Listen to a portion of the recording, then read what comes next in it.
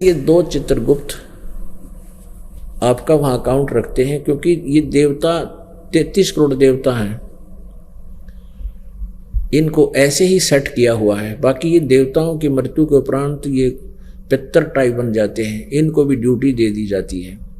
तो इस तरह ये सारा व्यवस्था आपकी वहाँ हो रही है। तो एक एक व्यक्ति, वो दो चित्रगुप्त कई कई हजारों की संख्या में अकाउंट रखते हैं। तो कहने का भाव यह है कि इस विज्ञान से हम परमात्मा के ज्ञान को, तत्व ज्ञान को समझ सकेंगे, हमारे मन में बगावत ना होगी, ऐसा नहीं हो सकता, वैसा नहीं हो सकता, यहाँ से कैसे वहाँ चित्र पहुँच जाते हैं। तो अब आपको आसानी से समझ आ जाएगी। तो कहने का भाव यह है कि उस दूध को गरीबदास जी ने पी लिया, दूसरे पाड़ी वहाँ से चले गए, दूर चले गए, 10-20 एकड़ की फैसले पर जाकर, और वहाँ बैठ गए अपना, कोई लेट गया, कोई पशु चराने लग गया, खड़ा हो गया उनके चारों तरफ रेख देख करने के लिए। उधर से परमेश्वर ने जिस उद्देश्य से आए थे वो ज्ञान सुनाना शुरू किया गरीबदास साहिब जी को, 10 वर्ष के बालक को। और बच्चे के हृदय इतना कोमल होता है, वो शीघ्र ग्रहण करता है बात को और आजीवन भूलता नहीं फिर उसको। तो उस समय बहुत सी वार्ता हुई, ज़्यादा ना बता करके। तो परमात्मा ने कहा, बेटा यहाँ तो जन्म और मृत्यु सदा बनी रहेगी। गरीबदास जी कह रहे थे शंकर भगवान की पूजा करते हैं, विष्णु जी की करते हैं, बाबा जी की पूजा करते हैं। तो सारी डिटेल बताई, बेटा ये साधना करण की कोई ना, वो परमात्मा कोई और है, उसका संदेशा मैं लेकर आया हूँ, वहाँ जाने के बाद कभी मृत्यु ना होती। अरे यहाँ तो देखो फलाना मर गया, ऐसे मृत्यु हो जाती है। गरीबदास जी के एक निकटतम परिवार में उसमें महामारी से आ जाया करती थी। निकटतम रिश्तेदारी में ऐसे ही एक परिवार के 3 सदस्य 3 दिन में मर गए थे। तो इस तरह घटना वो आज तक उनके करड़ी खटक रही थी। तो इस तरह की बातें जब बताई तो गरीबदास जी सिहर उठे और कहने लगे, भगवान उस लोक में ले चलो जहाँ कभी कोई ना मरता। तो परमात्मा चाहते थे कि इसको गवाह बनाऊं अपनी पुण्य आत्मा को। वो वरिष्ठ आत्मा थी, श्रेष्ठ आत्मा थी, वो दृढ़ भक्त था। उसके शरीर को वहीं छोड़ दिया, वो बैठे रहे, आत्मा को सूक्ष्म शरीर को ऊपर लेकर गए। तो सारी व्यवस्था दिखाई, ब्रह्मा विष्णु महेश के लोक दिखाए, सब ब्रह्मांड दिखाए, क्षर पुरुष के दिखाए, अक्षर पुरुष के दिखाए, अपनी सतिथि से परिचित कराया। नीचे से गरीबदास साहिब जी के साथ गए थे परमेश्वर कबीर जी, एक जिंदा महात्मा के रूप में। जिंदा साधु कैसे होते हैं? मुसलमानों में होते हैं, एक काला और कोट पहनते हैं घुटनों के नीचे ताई का, एक अच्छा पहनते हैं गोड्या ताई का, और एक टोप पहनते हैं ऊपर का ऐसे काला सा। तो इस वेश, और दाढ़ी बड़ी होती है, बाल भी होते हैं थोड़े थोड़े। तो ऐसी वेशभूषा वाले को जिंदा महात्मा कहते हैं। जिंदा, उसके जिंद भी कहने लगे उसको, लेकिन वो जिंदा महात्मा होता है। क्योंकि वो जो साधक ठीक ना होते हैं ना, वो जिंदा जो रूप धारण करके रहते हैं, वेशभूषा में रहते हैं, वो मर जाते हैं। जो भूत भी कसूते बना कर वो जिंद कहलाते हैं, फिर उसी वेशभूषा में दिखाई देते हैं। लेकिन वो परमात्मा साधु रूप में आए थे, वो भी जिंदा महात्मा के रूप में थे। तो ज्यों ही अक्षर पुरुष के 7 संग ब्रह्मांडों को पार करके बहर गुफा से आगे निकले, सतलोक में प्रवेश किया, तो देखा कि एक, क्योंकि वहां दिव्य दृष्टि काम करती है, ये चरम दृष्टि नहीं। तो वहाँ देखा तो एक परमात्मा बहुत बड़े गुम्बद में विराजमान है। उसके सफ़ेद तख्त बिछा हुआ है, सफ़ेद गद्दे लगे हैं, सफ़ेद ही उसके चारों तरफ वो कपड़े हैं, वो तख्त का रूप भी सफ़ेद है। तो वहाँ जाकर क्या किया कि नीचे से जो जिंदा महात्मा के रूप में प्रभु गए थे, परमेश्वर गए थे, चंवर उठाकर जो रखा हुआ था और चंवर करने लगे। जो तख्त पर विराजमान परमात्मा पूर्ण ब्रह्म सत्य पुरुष थे। अब गरीबदास साहिब जी ने सोचा कि ये है भगवान जो तख्त पर बैठा इस गुम्बद में, स्तूप में, और ये जिंदा यहाँ का कोई नौकर है। इतने में क्या हुआ कि तख्त पर बैठा हुआ ओरिजिनल भगवान खड़ा हुआ, और नीचे से जो महात्मा रूप में गए थे वो तख्त पर बैठ गया, पूरे ब्रह्मांड के कंट्रोलर की गद्दी पर। और वो परमेश्वर जो तेजों में शरीर युक्त था, वो चौर करने लग गया उस जिंदा महात्मा के ऊपर। अब गरीबदास जी ने सोचा, बाबा जी, भाई बाबा जी भी कसूता है, इसके ऊपर भगवान चौर इसकी सेवा करे, पूजा करने लग रहा। इतने में क्या हुआ कि वो तेजों में शरीर वाला जो परमात्मा ओरिजिनल दिखाई दे था वो उस जिंदा महात्मा के शरीर में प्रवेश कर गया। और वो चंवर होता ना ये बालों का, गाय की दूम जैसा, वो अपने आप घूम रहा है बगैर किसी सपोर्ट के, ऐसे चल रहा है। जैसे आजकल आप कंप्यूटर में देखो, पता नहीं की टांग दे और नो घूमे जाओ अब बिना किसी सपोर्ट, वो तो वैसे नकली, वो ओरिजिनल हो रहा था वहां पर। जब देखा कि परमात्मा भी इसी में समा गए, ओए होए, तब वो अकेले, वो नीचे से गए हुए परमात्मा जो वहां विराजमान रहे कबीर जी, तब गरीबदास जी का समझ में आया कि बाबा जी तो भगवान ने था भाई, हो ये तो परमात्मा थे। पैर पकड़े हाथ जोड़े, भगवान आप तो परमात्मा हो, हमें आपने बड़ी दया करी है मालिक, वहां तो हम गंदे लोक में फंस गए। और गरीबदास जी पैर पकड़ के बोले महाराज जी मैंने नीचे ना भेजो, यही रख लो मुझे। कबीर परमात्मा बोले बेटा एक बार जाना जरूरी है तेरा, वापस जा, तेरे साथ रहूंगा, भक्ति कर, भक्ति बिना यहाँ नहीं रह सकता।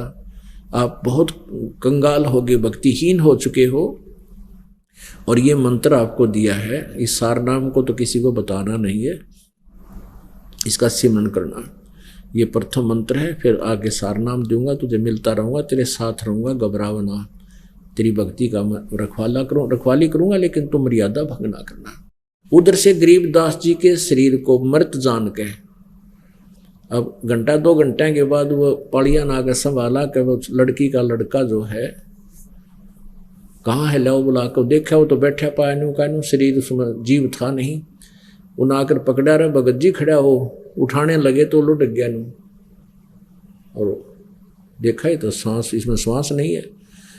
गांव में पता चला, उनको शरीर को उठा कर लाए। कहने का भाव यो है कि माता पिता का इकलौता पुत्र था, दोनों माता पिता बेहोश हो गए बच्चे के मुंह में, क्यों 12 साल में तो वैसे हुए थे शादी के उपरांत। और फिर वो मृत्यु उठा करके ले गए शमशान घाट पर, चिता पर रख दिया। परमात्मा ने कहा गरीबदास जल्दी जा, तेरे शरीर का नाश करने वाले हैं, नहीं तो बात बिगड़ जाएगी। तो परमात्मा ने सेकंड के अंदर उस आत्मा को, गरीबदास वाले शरीर वाली आत्मा को शरीर में प्रवेश कर दिया, और अपने आप ऐसे झटका सा लगा और वो खड़े हो गए। अब जो ही वो गरीबदास साहिब जी उठे, 10 वर्ष के बालक, और ये वाणी बोलने लगे, जो परमात्मा ने उनके कंप्यूटर में ये तत्व ज्ञान भर दिया था, फैक्स कर दिया था। तो गांव वालों ने सोचा भाई वो पता नहीं के बांटने लग गया, इसका बिरड़ुआ फूट गई, कह रहा के बोल रहा है, पर कोई बात ना भाई, छोरी का लड़की का इकलौता पुत्र था, और लड़की होता गया यू पागल मेंटल हो गया, क्योंकि बाबा जी के जंतर मंत्र का दूध पी लिया इसने। पर कोई बात ना, लड़की इसने देख देख कर जी लेगी, बांगा बौड़ा जिसा पड़ा रहेगा, लड़की न हौसला मिल जाएगा, न्यू कह के वो आ गया। अब लंबा समय थोड़ा रह गया, कुछ और कथा बतानी थी, थोड़ा शॉर्टकट बताता हूँ। तो कुछ दिनों के बाद, जब 3 वर्ष के बाद, एक दादूपंथी संत आ गया, गोपाल दास नाम था उसका, बाणिये के घर का शरीर था, वो थोड़ी बहुत भाषा जानता था, लिखाई लिखुई की, और वो दादू पंथ का अनुयायी था। और दादू साहेब को जी भी परमात्मा कबीर जी ऐसे ही लेकर गए थे जैसे गरीबदास जी को लेकर गए थे। जब 7 साल के 8 साल के थे दादू साहेब, फिर उनको वापस छोड़ा था। दादू साहेब ने अपने ग्रंथ में कलम तोड़ महिमा लिख रखी है परमेश्वर कबीर साहिब की। तो वो दादू पंथी महात्मा आए, किसी के यहाँ रुक गए रात ना आके, तो उसने कहा कि महात्मा जी एक हमारी लड़की का लड़का है, और ऐसे कोई संत ने कोई जंतर मंत्र का दूध पिया दिया और वो पागल हो गया। आप उसको, कि संतों की विद्या को साधुए काट सके हैं, आपके पास कोई दया कर दो, तो आपके पास कोई विद्या हो तो वो लड़का ठीक हो जाए। दादू पंथी गोपाल दास ने कहा कि बुला के लाओ, कौन है मैं देखता हूँ। अब वो व्यक्ति गया उस चौधरी साहब के घर पे, उसका नाना जी जीवित थे उस समय, और कहा कि भाई ऐसे ऐसे अपना मेरे पास एक महात्मा आ रहा है, लड़के तेरी छोरी के छोरे ने, दो तेरा ठीक कर देगा। तो वो उसका नाना जी गरीबदास जी का, उसको लेकर साथ में 5-7 और मौजूद व्यक्ति चल पड़े। अब गोपाल दास के पास जब गरीबदास जी पहुंच गए, छोटे से बालक 13 साल के, गोपाल दास ने कहा कि बच्चा वो कौन था जिसने तेरा जीवन बर्बाद कर दिया, क्या नाम था, क्या कुछ बताया उसने? तो गरीबदास जी कहने लगे, हम सुल्तानी नानक तारे दादू को उपदेश दिया, जात दुलाहा भेद न पाया, वो काशी माए कबीर हुआ। अब इस गुड़ रहस्य की वाणी ऐसी ना ने कितनी बोल दी, लगातार बोलते रहे। अलल पंख अनुराग है सुन मंडल रहे थीर, दास गरीब तो उदार दिया, मैंने सतगुरु मिले कबीर। आप तो कहते हो मेरा जीवन बर्बाद कर दिया, मैं तो आबाद कर दिया उस कबीर परमात्मा ने। ये वो काशी वाला परमेश्वर सारी ब्रह्मांडों का रचनहार है, अनंत कोट ब्रह्मांड का एक रति निभार, सतगुरु पुरुष कबीर हैं ये कुल के सिरजनहार। अब वो दादू पंथी महात्मा कहने लगा, रे गाँव वालो तुम तो इसने बावड़ा को, बावड़े तुम हो, इस भाषा को समझ नहीं पा रही है, क्या कहना चाहता है। ये तो अनमोल ज्ञान युक्त है, कोई परमात्मा से मिला हुआ है, ये तो बहुत अच्छी वाणी बोल रहा है। तो उसने दादू पंथी संत ने 65 साल की उम्र का था बूढ़ा, और 13 साल के बालक के आगे हाथ जोड़ के ने बोला, हे महाराज जी ये अमृत वाणी लिखवा दो, कलयुग में काम आवेगी। परमात्मा ने सारी लीला करनी थी, ये करना ही था कार्य।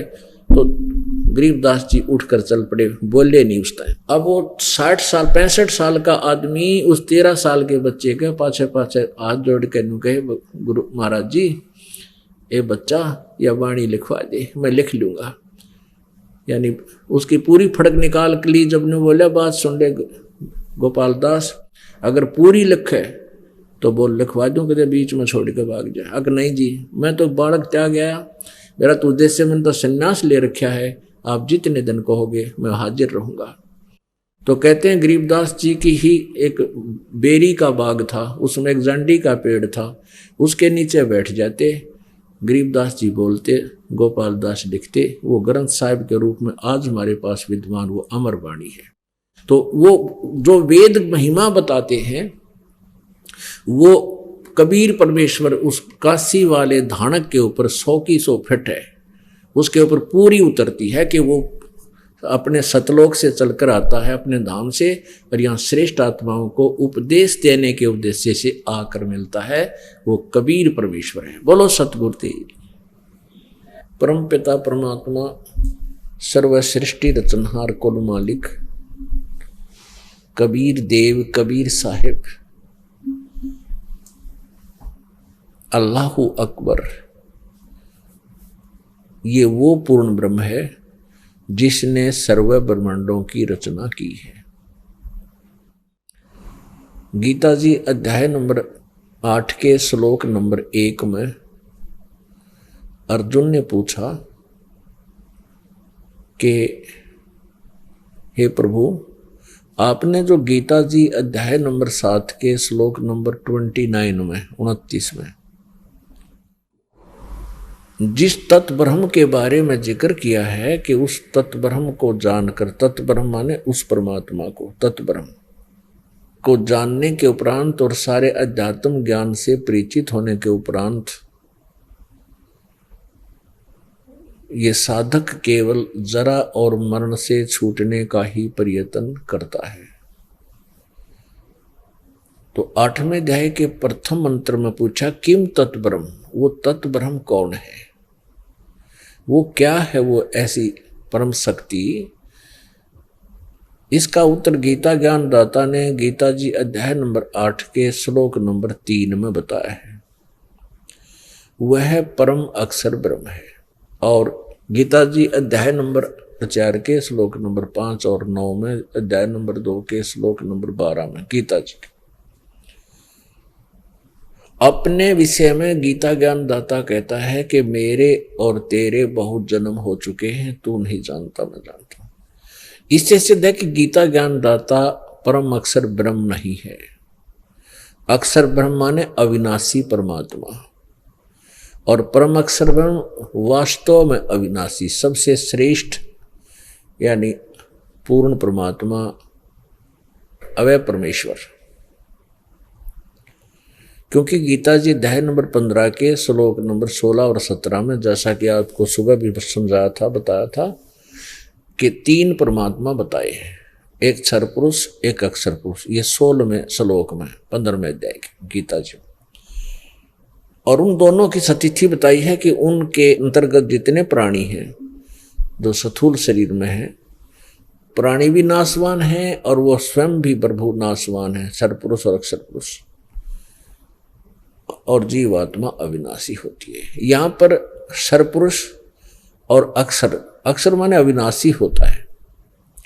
अब इस अक्षर पुरुष को भी अविनाशी कहा है, लेकिन ये चिर स्थायी है, वास्तव में अविनाशी नहीं है। इसके लिए थोड़ा सा डिफाइन करना पड़ेगा। गीता जी अध्याय नंबर 15 के श्लोक नंबर फिर 17 में स्पष्ट किया कि उत्तम पुरुष है तू अन्य, श्रेष्ठ परमात्मा तो, श्रेष्ठ प्रभु तो कोई और है ऊपरले दोनों से, सरपुरुष और अक्षर पुरुष से कोई और है। परमात्मा इति उदाहरते, जिसको परमात्मा कहते हैं। और ये लोग तरम आविश्य विभर्ति अवैश्वर है, जो तीनों लोकों में प्रवेश करके सबका धारण पोषण करता है, वो अविनाशी परमेश्वर है, वो है वास्तव में अविनाशी। अब अक्षर पुरुष को भी अविनाशी प्रभु कहा है, लेकिन ये चिर स्थायी है, ये अविनाशी नहीं है। लेकिन पूर्ण परमात्मा परम अक्षर ब्रह्म, जैसे एक सरब्रह्म, अक्षर ब्रह्म, परम अक्षर ब्रह्म, ये परम अक्षर ब्रह्म जो है ये वास्तव में अविनाशी परमात्मा है। गीता जी अध्याय नंबर 18 के श्लोक नंबर 62 में कहा कि तू सर्व भाव से अर्जुन उस परमेश्वर की शरण में जा, जिसकी कृपा से तू परम शांति और सनातन परम धाम को प्राप्त होगा। सनातन परम धाम जो सदा रहने वाला लोक, जो कभी नष्ट ना होए,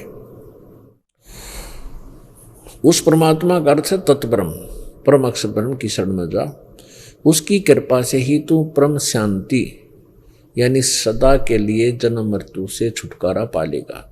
गीता जी अध्याय नंबर 15 के श्लोक नंबर 1 से 4 में कहा कि अर्जुन, तुझे तत्वदर्शी संत की पहचान बताई है कि जो ऊपर को जड़ वाला नीचे को शाखा वाला ये संसार रूपी एक उल्टा लटका हुआ पेड़ समझो, और जो व्यक्ति जो संत इसके पूरे विभाग बता दे, पत्ते क्या हैं, पेड़ क्या है, डार क्या है, जड़ कौन भगवान है, तना कौन है, स वेदवित, वह वेद के तात्पर्य को जानने वाला अर्थात तत्वदर्शी संत है। तो परमेश्वर स्वयं आए थे तत्वदर्शी संत की भूमिका करने के लिए, आते रहते हैं, पहले भी आए थे, आगे भी आएंगे। तो जब परमात्मा कबीर जी 600 वर्ष पहले आए थे अपनी कबीर वाणी में, उस कबीर वाले ज्ञान में कहा था कि अक्षर पुरुष एक पेड़ है, निरंजन वा की डार, तीनों देवा शाखा है, ये बात हो सकता, और जड़ वो स्वयं है परमात्मा। तो जैसे गीता जी अध्याय नंबर 4 के श्लोक नंबर 34 में कहा है कि उस तत्व ज्ञान को जो गीता जी अध्याय नंबर 4 के श्लोक 32 में बताया गया है कि उस सच्चिदानंद घन ब्रह्म की वाणी में, या इन्होंने ब्रह्मणे का अर्थ गलत किया है, वेद लिख दिया, नहीं, यह लिखना चाहिए सच्चिदानंद घन ब्रह्म, ब्रह्मणे मुखे का अर्थ जो इन्होंने गलत किया है, क्योंकि गीता जी अध्याय नंबर 17 के श्लोक नंबर 23 में ब्रह्मणे का अर्थ लिखा सच्चिदानंद घन ब्रह्म, उसको परम अक्षर ब्रह्म कहो, सच्चिदानंद घन ब्रह्म कहो, एक ही बात है। तो यहाँ वो सच्चिदानंद घन ब्रह्म की वाणी में बहुत विस्तार से अनुष्ठानों के यज्ञों के बारे में कहा गया है, और उनको करने से तू पूर्ण रूप से मोक्ष प्राप्त होगा, तेरा सर्व कर्म दंड समाप्त हो जाएंगे। तो उस ज्ञान को तू तत्वदर्शी संतों के पास जाकर समझ। चौथे अध्याय के 34वें श्लोक में गीता जी में कहा है, उनको दंडोत प्रणाम करने से और कपट छोड़कर प्रसन्न करने से वो तत्वदर्शी संत तुझे परमात्म तत्व का, उस परम अक्षर ब्रह्म के बारे में जानकारी देंगे। अब गीता ज्ञानदाता को जो पता था वो तो बोल ही रहा है गीता में, इससे अलग कोई ज्ञान है वो तत्वदर्शी संत बताते। तो गीता जी अध्याय नंबर 15 के श्लोक 1 से 4 में यही कहा है कि ऊपर को जड़ वाला, नीचे को तीनों गुण रूपी शाखा वाला उल्टा लटका हुआ संसार रूपी वृक्ष है। तीनों गुण रूपी ये शाखाएं हैं, और तत्वदर्शी संत की जब तुझे प्राप्ति हो जावे, तत्वदर्शी संत मिल जावे, उसके पश्चात परमेश्वर के उस परम पद की खोज करनी चाहिए, जहां जाने के बाद प्राणी फिर लौटकर संसार में कभी नहीं आते। और जिस परमेश्वर ने सर्व ब्रह्मांडों की रचना की है, अर्थात जिस परमेश्वर से इस संसार रूपी वृक्ष की प्रवृत्ति विस्तार को प्राप्त हुई, अर्थात जिस परमात्मा से ब्रह्मांडों की रचना हुई है, जिसने सर्व ब्रह्मांडों की रचना की है। और गीता ज्ञानदाता कह रहा है कि मैं उसकी शरण हूं, और इस प्रकार विचार करके उसी परमात्मा का ध्यान भक्ति करनी चाहिए। इसी सिद्ध है कि गीता ज्ञानदाता जो है ये पूर्ण परमात्मा नहीं है। इसकी साधना से परम शांति नहीं हो सकती। परम शांति मीन जन्म मृत्यु सदा के लिए समाप्त नहीं हो सकती। जैसे गीता जी अध्याय नंबर 15 के श्लोक नंबर 4 में अभी आपने सुना कि उस परमेश्वर की सत साधना तत्वदर्शी संतों से मिलने के उपरांत फिर वो साधक लौटकर संसार में कभी नहीं आता। और गीता ज्ञानदाता स्वयं कहता दूसरे अध्याय के 12वें श्लोक में, चौथे अध्याय के 5वें और 9वें और 10वें अध्याय के दूसरे श्लोक में कि अर्जुन तेरे और मेरे बहुत जन्म हो चुके हैं, तू नहीं जानता मैं जानता हूँ। पहले भी हम जन्मे थे, आगे भी हम जन्मेंगे। ये ना सोच के हम अभी अभी जन्मे हैं। और मेरे जन्म को, मेरी उत्पत्ति को ये देवता भी नहीं जान सकते, क्योंकि ये मेरे से उत्पन्न हुई। क्योंकि इस ब्रह्म से ब्रह्मा विष्णु महेश सभी इसी से उत्पन्न हुए, ऋषि महर्षि। क्योंकि दुर्गा इस ब्रह्म की पत्नी है और दुर्गा और ब्रह्म अर्थात काल के संयोग से ब्रह्मा विष्णु महेश की उत्पत्ति हुई है। उसके बाद फिर ये सभी सृष्टि शुरू हुई है। इससे सिद्ध है कि गीता ज्ञानदाता का जन्म तो हुआ है, लेकिन यहाँ 21 ब्रह्मांड के प्राणी नहीं जानते। जैसे हम अपने पिता के जन्म को संतान नहीं जान सकती, दादाजी बता देगा, तो हम सबके दादाजी, हम सबके रचने वाले उत्पत्ति करता वो पूर्ण ब्रह्म है, सतपुरुष है, कबीर साहेब है, कबीर भगवान है। ये वो परमात्मा है जो बनारस में अर्थात काशी में 120 वर्ष तक जुलाहे की भूमिका करके एक तत्व ज्ञान का प्रचार करके लिपिबद्ध करवा के सह शरीर चले गए, सह शरीर ही आए थे। क्योंकि परमात्मा साकार है, निराकार नहीं है। अपनात्मा यहाँ समस्या आ जाती है कि अभी ये एक पहला व्यक्ति सुना है ये कहने वाला कि परमात्मा साकार है। कौन? रामपाल। और आज तक हमें जिसने भी बताया है परमात्मा को निराकार बताया है, प्रकाश ही प्रकाश है। ध्यान समाधि में हम प्रकाश देखते हैं, भगवान देख लिया। तो पुण्यात्माओं, ये लोक वेद था, ये दंत कथाएं थी, हमें तत्व ज्ञान नहीं था, यथार्थ ज्ञान नहीं था।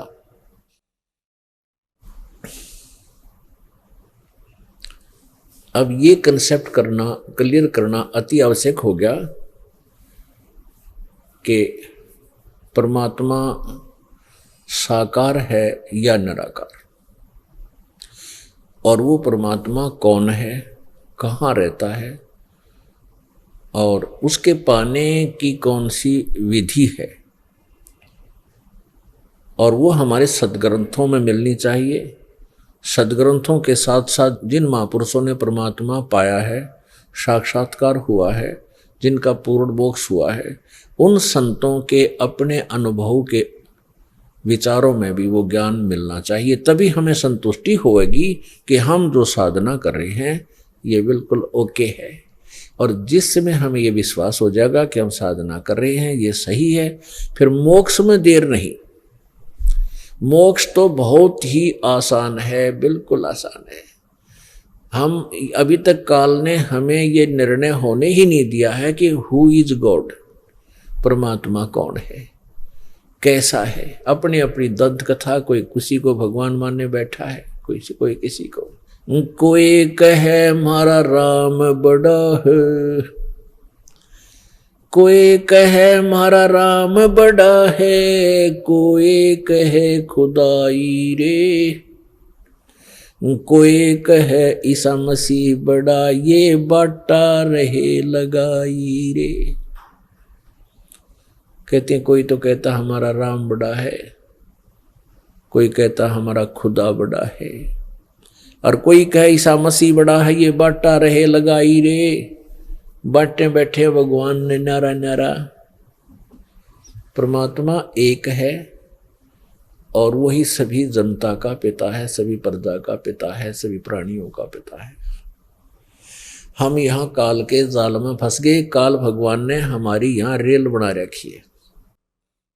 हम भगवान की चाह में घर भी त्याग देते हैं और सब आपत्तियों का सामना करने के लिए भी हम उद्धत रहते हैं।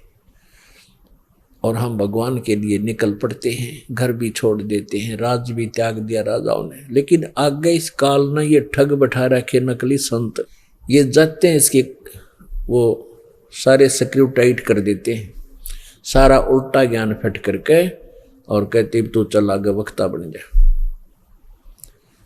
अब जो परमात्मा पाने के लिए निकला था, एक संत से मिला, 2 से मिला, 3 से मिला, 4 से मिला, 5 से मिला, क्योंकि जब तक इस आत्मा की संतुष्टि नहीं होती तो ये ऐसे संत बदलता रहता है जिसको भगवान की घनी तड़प है। और जिसमें इसको सही संत मिल जाता है, फिर ये वहां से आत्मा नहीं हिल सकती। मन से थोड़े बहुत मरोड़े मारे जाओ कि तय मन थोड़ी बहुत करता रहता है बकवाद, लेकिन आत्मा नहीं हिलेगी। और आत्मा नहीं हिलेगी तो मन के पैर कहाँ? ये तो आत्मा को मूर्ख बना कर ले जाता है और फिर गधा बना कर छोड़ देता है। परमात्मा कहते हैं मन के मते ना चालिए, मन है पक्का दूध, और ले डूबा दरिया में फिर दा हाथ छूट।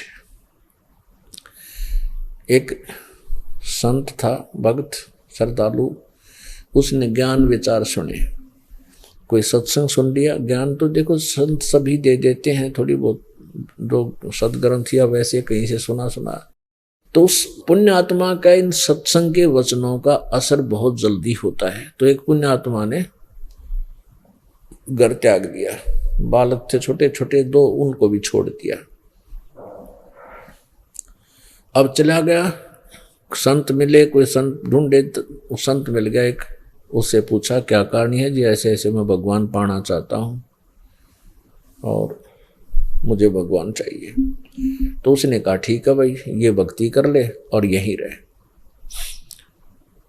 अब उसको 10 वर्ष तक, 10-12 वर्ष तक एक गुफा में फिट रखा कि कहीं ये ममता में ना फंस जा, बालक याद ना आ जाए इसके। तो ऐसा उसको सुल्फा सल्फा दे प्या और वो समाधि लाए पड़ा रहे, भांग पी कर लोटा रहे। क्योंकि जो परमात्मा के लिए निकले हैं बेचारे, तरफ तो उनको भगवान की थी, भगवान मिला कोई ना, फिर कुछ दिन पाछो मायूस हो जाते हैं। तो वो जो वहाँ का हेड होता है उसको पता है कि भी क्यों कर डटेगा यहाँ पर, उसका भांग पीना शुरू कर देते हैं और पीगा भांग और पड़ा रहा अपना।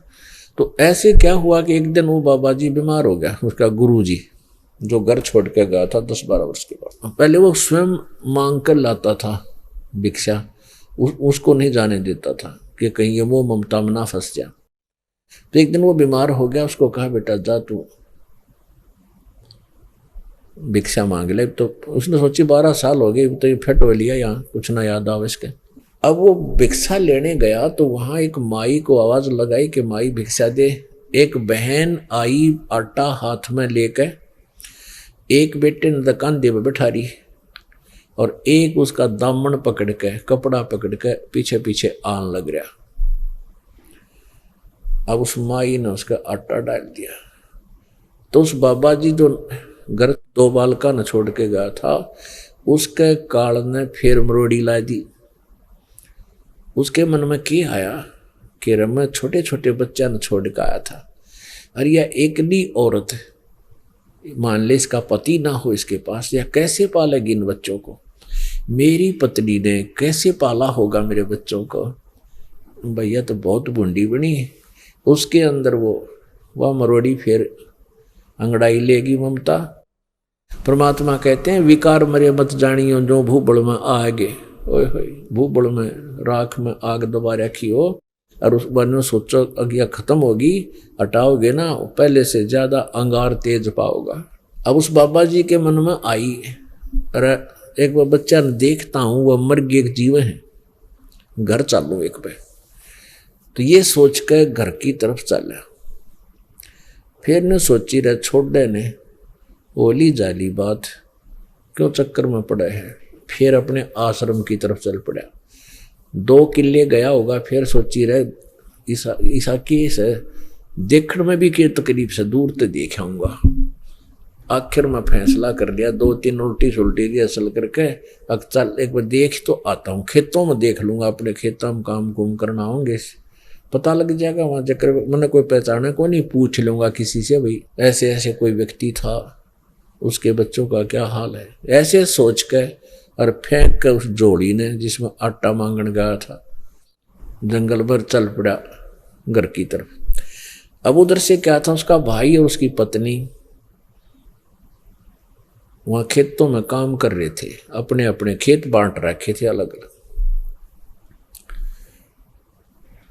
तो उसके भाई ने देख लिया वो आता हुआ बाबा जी, क्यों बड़ी बड़ी दाढ़ी बनवा रखी और भाई लाल कपड़े पहन रहा, सिर पर बड़े बड़े बाल। तो उसकी दूर से चाल पहचान ली उसके भाई ने। वो अपनी भाभी तक कहने लगा कि बरजाई मेरा भाई आ रहा है, वो देखो। वह बोली क्यों मजाक करा कर तो रोज हैं, क्यों मुझे वो भूली बात याद दिलावा है, रहने दे, तो आंखों का आंसू भी ना रहे। वो कहने लगा मैं सही बताऊं हूं, चाल वही है। उसने देखा हो भी सके है, यहाँ आन लग रहा है। तो वह बोली आ गया तो डट्टे को ना, पहले आड़े यही ना था, फिर बच गया, तो इसका के गाड़ूंगी मैं। तो उसका भाई कहने लगा कि तू मेरा सहयोग दे थोड़ा सा, इस न रोकता मैं दूंगा यहाँ पे। तो वो कहने लगी बता के करना है कि ऐसे ऐसे, उसने सारी कहानी बता दी, तू ऐसे करिए मैं ऐसे करूँगा। एक अच्छी मोटी शीशम थी टाली, और वह उस बाबा जी के खेत में थी कम से कम भी 2-3 फुट उस डोले से इधर। तो वो कहने लगा मैं इस शीशम ने काटूंगा कवाड़िए तय, और तय शोर मचा दिए, अगर मेरा धनी होता तो इस तरह धक्का नहीं करता, मेरे साथ जोर जबरदस्ती कर रहा है, मेरे खेत में शीशम और तू काट रहा है, नो कह मेरी है, मेरे खेत में है। तो उसने ऐसा ही कर दिया। वो ला गया कुआड़िया, हल्के साथ एक छोटा सा कुआड़िया लेकर जाकर, तो उसके साथ लग गया कि करना उस शीशम ने काटना। और वह लगी जोर जोर से कहने कितना शर्म नहीं आती है, आज मेरा धनी नहीं मेरे सिर पे, और तू मेरे खेत में देख कति 4 फुट मेरे खेत में शीशम है, तू नो कह मेरी है, वो नो कह मेरी है, मन पटवारी तो पटवार मपवा लिया, तने डोली गलत बना रखी है, या शीशम मेरी है। वह नो करना तो तेरे भाई के समय की तुमने बांट रखा, उसके बाद मैंने ते डोला छेड़ा बिना सर, मेरा धनी होता तू के शीशम काट लेता। और उसने सोची के रोड़ा हो रहा हुआ, वो बैठ गया ज्वार में, बड़ी बड़ी ज्वार थी, उसमें छुप कर इनकी सारी सुनो के बात हो रही है। वो बाबा जी सारी वार्ता सुन रहे अपनी पत्नी और भाई की। तो वह कहने लगी तो इतना धक्का ना करे, तने शर्म आनी चाहिए, मेरे छोटे छोटे बालक मेरे सिर पर धनी को ना। तो ने बोला तू घड़ी ना बोला ना, मारूंगा कुआड़िया तरह। तो वो बाबा जी ने बोला रे एकली ना समझ लिए, मैं भी आ लिया सूं। बाबा जी ने सोचा तो लड़ाई मैच की, फिर पाछे के करेगा तू। ने बोला एकली बस समझिए, मैं भी आ लिया सूं। वो बाहर आ गया बाबा जी। तो उसका भाई कहने लगा कौन भाई तू भी चला, तीसरा तेली हमारे बीच में क्यों बड़ा है, चल अपना काम कर। बाबा जी हाँ काम बीच हमारे बीच में बोलने का कि तू कौन है। बोला मैं इस खेत वाला सूं, खेत वाला शीशम वाला। ने बोला क्यों बकवाद कर रहा है, जा हक तेना बनाऊं खेत वाला। बाबा जी तू बोला कौन है, मैं खेत वाला हूँ। ने बोला रे मेरा भाई सा ना था जैसा तू बन रही हो रीछ की दाल, ये बाल बुल ना थे मेरे भाई के, क्यों बकाओ हमने। बोला अच्छा। तो वहाँ कोई खेता में नाई आ रहा था आड़ियों के बाल काटन खातिर, वो थोड़ी दूर पर देख लिया उसने, वाली दौड़ा गया बाबा जी ने। बोला रे नाई भाई मेरे बाल काट सारे मूछ दे। अब कौन है तो मैं वो फलाना हूँ भाई। बोला अच्छा के बात। बोला रे नाश हो गया बात का, जल्दी करे। अब उसने सारा फटाफट कर दिया काम, दाढ़ी भी साफ, बाल भी काट दिए। जब आया ने बोला बोली पिछाने हमने, वो तो उनकी चाल थी। ने बोला राइए मेरा भाई, सीने गला लिया भाई ने। अगर बहुत दिन में आया भाई, हम तो दुखी हो गए थे, अरे मेरी गलती से भाई माफ़ कर दे हैं, मैं लालच में आ गया था हैं, तो आजा रोटी खा ले फलान। वो उड़े रख लिया, फिर वो पकड़ा दिया और उसको अगले मारे एक जोटा में विश्राम करो। कहने का भाव ये है कि कबीर साहब कहते हैं कि मन के बारे बन गए, मन के बारे मारे बन गए, और बन तज बस्ती महा, कहे कबीर मैं के करूँ यो मन त माने ना। या परमात्मा अपने ऊपर ही सभी बातें ढाल कर कहते हैं और समझाते हैं कि भाई जब तक परम शांत नहीं मिलता, तत्व ज्ञान नहीं मिलता, तब तक ये प्राणी भटकता रहता है, इसको स्थायी स्थान नहीं मिलता और ना इसका मन डटे। तो कहने का भाव यह है कि हमने सबसे पहले ये ज्ञान होना चाहिए कि हम जो साधना कर रहे हैं वो ठीक है, फिर मन अपने आप सेट हो जाएगा। आत्मा इसकी मानने नहीं की बिल्कुल भी। अब जैसे गीता जी अध्याय नंबर 2 के श्लोक नंबर 53 में कहा है कि अर्जुन, जिसमें तेरी बुद्धि भिन्न भिन्न प्रकार के भ्रमित करने वाले वचनों से अर्थात व्याख्यानों से ज्ञानों से हटकर एक तत्व ज्ञान पर स्थिर हो जाएगी, तब तो तू योग को प्राप्त होगा। जब तक तेने भक्ति मिलेगी, भक्ति प्रारंभ होगी, तू भगत बनेगा। योगी माने भक्त। जब तक तू भक्त बनेगा तो पुण्यात्माओं दास का उद्देश्य यही है कि सबसे पहले आपको ये विश्वास दिला दूं कि जो साधना आप कर रहे हो ये शास्त्र अनुकूल है, ये मोक्षदायक है, सभी सदग्रंथों प्रमाण है। और सबसे पहले ये हमें ज्ञान हो कि हम परमात्मा का जो इतिहास, परमात्मा की जो कथाएं सुना करते थे, वो किन भगवानों की सुनते थे, उनकी कितनी सतीथि थी, उनकी साधना से हमें कितना लाभ हुआ करता था, होना था। अब जैसे अभी आपने सुना कि ये अक्षर पुरुष भी अविनाशी कहा जाता है। गीता जी अध्याय नंबर 15 के श्लोक नंबर 16 और 17 वाले 3 भगवानों की जानकारी अब दी जा रही है।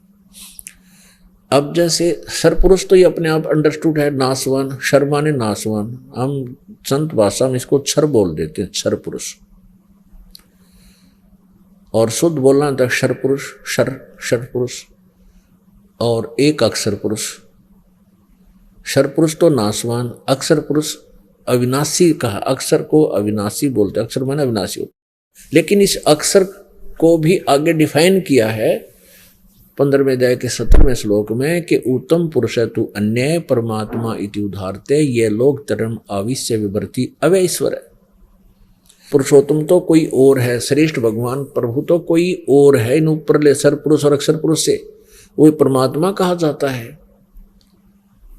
और जो तीनों लोकों में प्रवेश करके सबका धारण पोषण करता है, यानी सतलोक वाले का भी, इस अक्षर पुरुष वाले का भी और अक्षर पुरुष वाले अक्षेत्र का भी, अपने वाले अक्षेत्र का भी, यानी तीनों लोकों में प्रवेश करके सबका धारण पोषण करता है। वो अवय ईश्वर है। अवय माने अविनाशी परमेश्वर है। वो है वो अविनाशी परमेश्वर। थोड़ा विचार करना।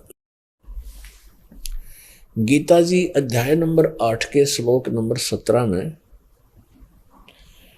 कहा है कि ब्रह्मणे माने इस, यहां ब्रह्मणे का अर्थ, अब यहां ध्यान देना कि वैसे एक ब्रह्म और एक ब्रह्मणे का अर्थ होता है नेक्स्ट परमात्मा, नेक्स्ट प्रभु, यानी इस ब्रह्म से उत्तम परमात्मा। तो यहाँ ब्रह्म से नेक्स्ट परमात्मा जो है परब्रह्म है, और ये परम अक्षर ब्रह्म है जो कुल का मालिक है। तो ब्रह्मणे का अर्थ यहाँ जो गीता जी अध्याय नंबर 8 के श्लोक 17 में, यहाँ ब्रह्मणे का अर्थ इस परब्रह्म की तरफ है, अक्षर पुरुष की तरफ है। तो इसमें लिखा है कि यहाँ इस अक्षर पुरुष का यानी परब्रह्म का, यहाँ ब्रह्मा नहीं शब्द है इसमें, अक्षर पुरुष का एक दिन 1000 युग का है। ये ध्यान से देखना, इसमें चतुर्युग नहीं है। गीता जी अध्याय नंबर 8 के श्लोक नंबर 17। और इतनी ही रात्रि है। पुण्यात्माओं, यहां ये है तत्वज्ञान जो निर्णय करेगा प्रत्येक अक्षर का, न्यारा न्यारा प्रत्येक शब्द श्लोक का। अब ब्रह्मा जी की आयु कितनी है ब्रह्मा जी का एक दिन 1008 चतुर्युग का होता है। लमसम इसको 1000 चतुर्युग का दिन और इतनी ही रात्रि लेते हैं। चतुर्युग है, यहां चतुर्युग है गीता जी अध्याय नंबर 8 के श्लोक 17 में। चतुर्युग नहीं है मूल संस्कृत में, ओनली युग है। तो यहां ब्रह्मा जी की आयु का जो विवरण है वो चतुर्युगों से है, और परब्रह्म की आयु का अर्थ अकाउंट वो युगों से है, चतुर्युगों से नहीं, ओनली युग। अब बताते हैं आपको। तो ब्रह्मा जी का एक दिन 1000 चतुर्युग का हम मानकर चलते, इतनी रात्रि। एक चतुर्युग में सतयुग, त्रेता, द्वापर और ये कलयुग, इनके कुल वर्ष चारों युगों के एक चतुर्युग के 43,20,000 वर्ष होते हैं हमारे मानव के। और ब्रह्मा जी के 1000 चतुर्युग का दिन, 1000 चतुर्युग की रात, 30 दिन रात का एक महीना और 12 महीने का एक वर्ष और 100 वर्ष की ब्रह्मा जी की आयु, रजगुण ब्रह्मा की, इस काल के पुत्र की। ब्रह्मा जी से 7 गुना आयु विष्णु जी की, और विष्णु जी सतगुण, और विष्णु जी सतगुण से 7 गुना अधिक आयु है शंकर, तमगुण शंकर जी की, शिव जी की। ये तीनों काल के पुत्र हैं। और फिर जब 70,000 बार, 70,000 बार ये शिव मर जाएगा, तमगुण शिव की मृत्यु हो लेगी, तब इस काल की ब्रह्म की क्षर पुरुष की मृत्यु होगी, एक ब्रह्मांड का विनाश होगा। और ये युग होगा परब्रह्म का, अक्षर पुरुष का। युग होगा, नोट चतुर्युग, युग होगा। ये युग होता है एक ब्रह्मांड का जब विनाश होता है, वो समझ लो एक युग है परब्रह्म का। ऐसे ऐसे 1000 युग की इस अक्षर पुरुष की का दिन, इतनी ही रात्रि, युग नोट चतुर्युग। और 30 दिन रात का महीना, 12 महीने का एक वर्ष और 100 वर्ष की इस अक्षर पुरुष की आयु। ओए होए होए, कितनी लंबी ये भगवान। इसलिए इसको भी अविनाशी कह दिया गया है, लेकिन ये अविनाशी नहीं है क्योंकि इसकी आयु निर्धारित है। केवल परम अक्षर ब्रह्म है, उसकी आयु नहीं है। अब यहां 8वें अध्याय के 70वें श्लोक में ब्रह्मणे का अर्थ इसलिए परब्रह्म अक्षर पुरुष कहा गया है, लिया गया है, क्योंकि इसकी आयु निर्धारित है। और जहां गीता जी अध्याय नंबर 17 के श्लोक नंबर 23 में ब्रह्मणे का अर्थ किया सच्चिदानंद घन ब्रह्म, वहां आयु से संबंध नहीं है। चौथे अध्याय के 32वें श्लोक में भी वो परम अक्षर ब्रह्म की तरफ ही संकेत है। लेकिन यहाँ जो, क्योंकि आयु की इसकी समय है, निर्धारित आयु है, आयु का जो जहां पर जिसकी उम्र है तो मृत्यु भी है, तो ये वे सच्चिदानंद घन ब्रह्म यहाँ नहीं, ये ब्रह्मणे का मीन है नेक्स्ट ब्रह्म, यहाँ नेक्स्ट ब्रह्म लगेगा इसका अर्थ। तो क्या बताते हैं, इसलिए परम अक्षर ब्रह्म जो है वो वास्तव में अविनाशी है। ओए होए होए, गीता जी अध्याय नंबर 15 के श्लोक नंबर 16 और 17 में ये तीनों भगवान है। सरपुरुष, क्षर ब्रह्म कहो इसे, अक्षर पुरुष कहो चाहे अक्षर ब्रह्म कहो। और ये तो दोनों, इनके शरीर भी नाशवान, इनके अंतर्गत सब प्राणियों के स्थूल शरीर भी नाशवान। जीव आत्मा किसी की नहीं मरती, आत्मा अमर होती है, वो अलग बात है। 15वें अध्याय के 17वें श्लोक में कहा कि उत्तम पुरुष है तो अन्य है। उत्तम पुरुष यानी सर्वश्रेष्ठ परमात्मा तो कोई और ही है जो परमात्मा कहलाता है। और तो तीनों लोकों में प्रवेश करके सबका धारण पोषण करता है। अब यहाँ ब्रह्म ओए हो हिसाब ला के देखे तो काउंटिंग भूल जावा हम। ये तो इस तरह फिर अलग से पैमाना बनाया है, इसलिए इस पर ब्रह्म यानी अक्षर पुरुष की आयु को आपको समझाया। तो क्या बताते हैं, एती उम्र बुलंद मरेगा अंतरे, क्योंकि सतगुरु लगे न कान न भेंटे वो संत रे। ओहो, कौन से संत? गीता जी अध्याय नंबर 4 के श्लोक नंबर 34 में कहा कि अर्जुन उस ज्ञान को जो चौथे अध्याय के 32वें श्लोक में जिसके विषय में कहा सच्चिदानंद घन ब्रह्म की वाणी में लिखा हुआ विस्तार से जो ज्ञान है, उस तत्व ज्ञान को तू तत्वदर्शी संतों के पास जाकर समझ। अब गीता यजुर्वेद अध्याय नंबर 40 के श्लोक नंबर 10 से लेकर 13 तक ये स्पष्ट किया है कि कोई तो परमात्मा को संभव माने जन्म लेने वाला, कोई असंभव जो जन्म नहीं लेता, उत्पन्न होने वाला मानता है, यानी कोई साकार कहता है, कोई निराकार बताता है।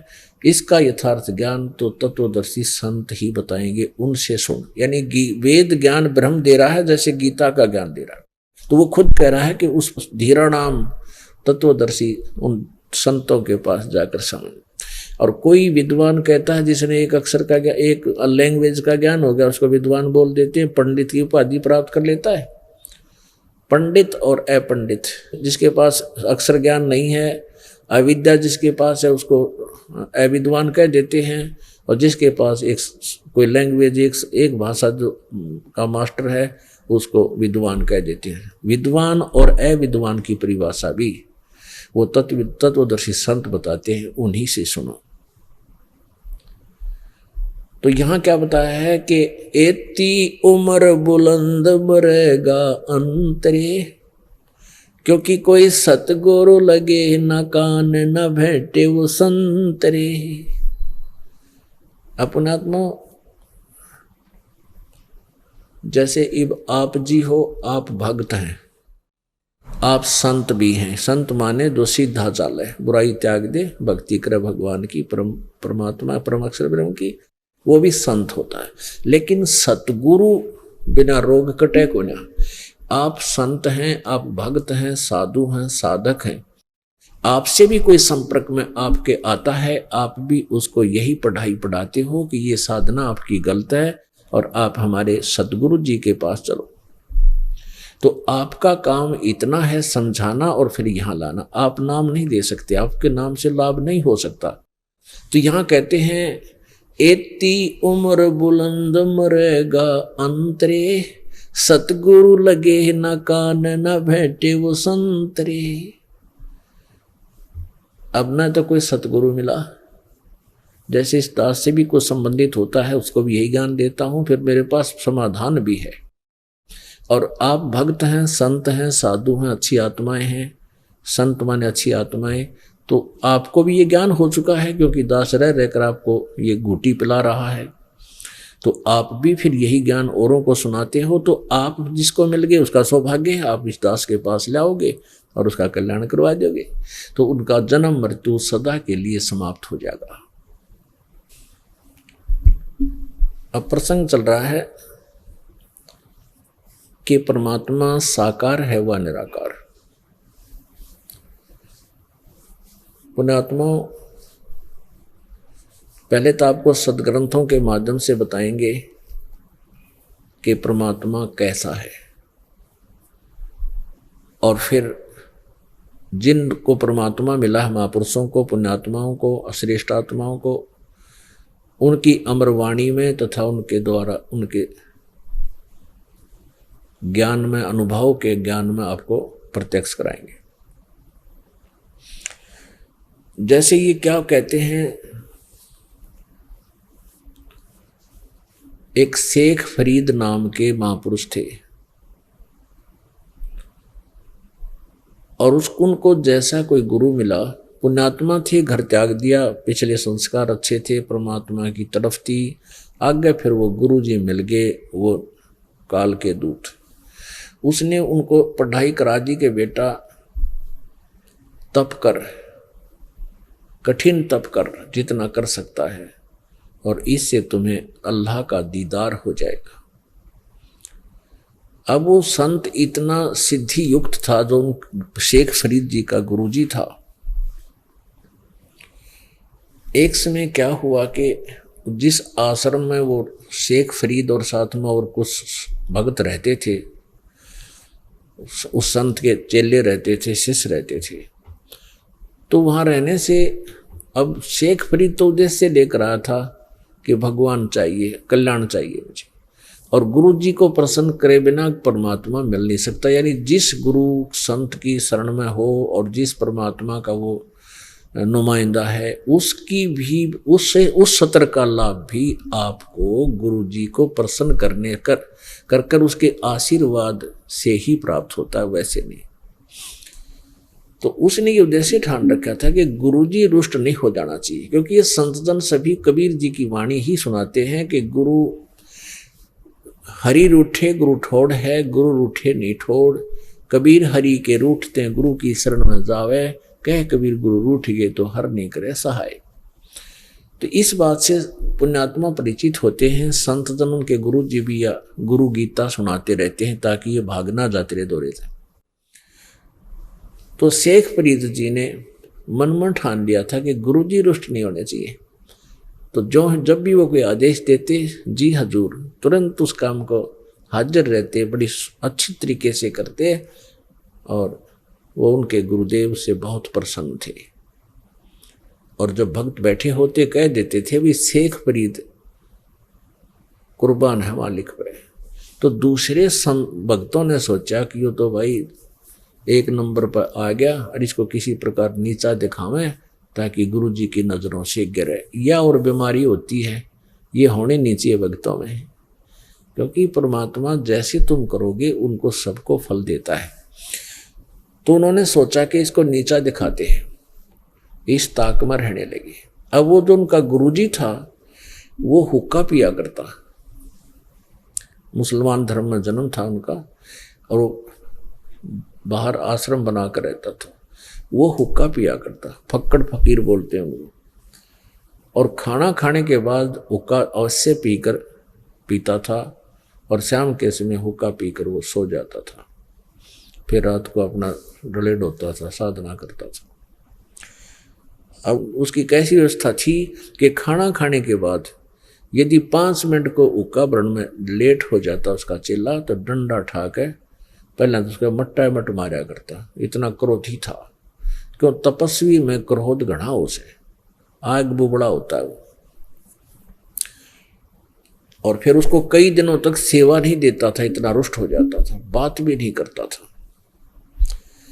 ये उन चेलों ने पता था कि एक बार गुरुजी इस शेख फरीद से रुष्ट हो गए, फिर इसकी जात नहीं पूछेंगे, इसको बात भी नहीं करेंगे। तो उन्होंने क्या कर रखा था कि प्रत्येक दिन बारी बांट रखी थी कि आज वो व्यक्ति भगत गुरुजी की सेवा में रहेगा, खाना भी बनावेगा, उसका हुक्का भी भरेगा, कपड़े भी धोगा। एक दिन की पूरी सेवा एक की ड्यूटी लगा दी जाती थी।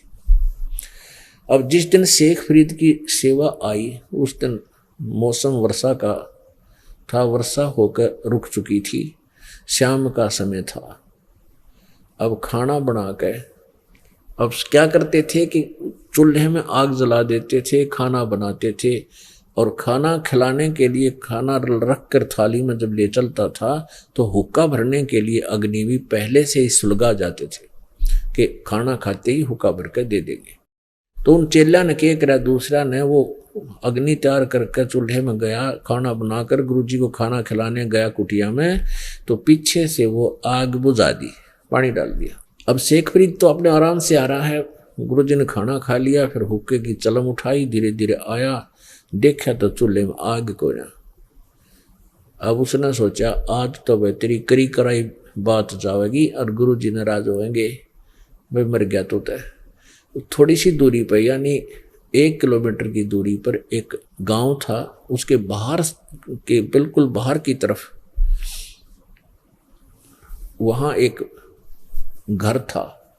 उसने वहां धुआं उठता दिखा, उस आश्रम से वहीं से पूरी स्पीड तो भाग लिया चरम हाथ में लेकर, और भाग आया। आते ही देखा तो आगे वो माई जो थी, अग्नि तो जला रखी थी, वह कभी बुझ जाती, वह फिर फू फू कर रही थी, आँखा में पानी आ रहा धुआं में। तो वो कहने लगा, माई की बेटी मुझे अग्नि दे दे, आग दे दे। वह माई हो रही थी दुखी ने बोली, आँख फुड़वा ले बाबा जी, आँख फोड़ ले तू अपनी, जब मिल लगी आग में मिल रहा से। ने बोला, माई कौन सी आँख फोड़ दूँ, कोई सी फोड़ दे। वह छो मारी, उसका देखे भी कोई ना, उसने देख चमटा, और एक आँख काट के ने बोला ले माई मैंने आग दे दे, मेरे गुरुजी नाराज हो जाएंगे, मेरा जीवन व्यर्थ हो जाएगा। वह आँख काट के डरती। अब वो माई ने देखा खून पड़ा, वह डर गई। क्यों तो बात बिगड़ गई, इनका गुरुजी तो बड़ा सिद्धि वक युक्त है, देता न कि मैं शराब दे दे। वह तो सारी आग बाहर काट के और एक लो बैठ गई, डर गई। उसने फटाफट उसमें आग धरी, चलम में फुल कर वहाँ से फिर स्पीड ठोक दी और अपने उस एक आंख जो निकाल दी थी उसका कपड़ा बांध लिया ऐसे एक साइड में। अंधेरे का समय था। अब उसने पहली आवाज लगाई उनके गुरुजी ने, रे शेख फरीद बेटा हुक्का चलम नहीं लाया। थोड़ी सी दूरी पर था। दूसरी फिर आवाज लगाई, रे शेख फरीद की तो मर गया। ने बोला आ गया गुरुजी, आ गया गुरुजी, आ गया गुरुजी। नो कंते कंते पहुंच गया टाइम पे। ने बोला रे क्या बात होगी भाई, क्या हो गया था? अगजी ऐसे ऐसे आग बुझ गई थी, वर्षा का मौसम है और मैं गांव में दौड़ा दौड़ा गया, गुरुदेव माफ करना। कोई बात ना बेटा। जब वो चलम रख दी, वो सोचा था गुरुजी ना देखा, अंधेरा सा था। ने बोला रही कपड़ा सा किसा गिर रहा ना गुरुजी, कुछ बात ना, आपकी दया, आपकी मौत से कोई ऐसी। उन्होंने सोचा को मच्छर मुच्छर बढ़ गया होगा, भाग गया है थोड़ा, तो वो दरका चलम निकल गया। वो गुरुजी पी का हुक्का, पाड़े का हुक्का, फरड़ फरड़ सो गया। अब वो सुमाई ने सारी रात नींद आई ना। उन्होंने सोची ईब में जाऊं के ऊपर एक ली औरत, और सुबह सारी रात बैठ के काटी कि भगवान के बनेगी बरेगी।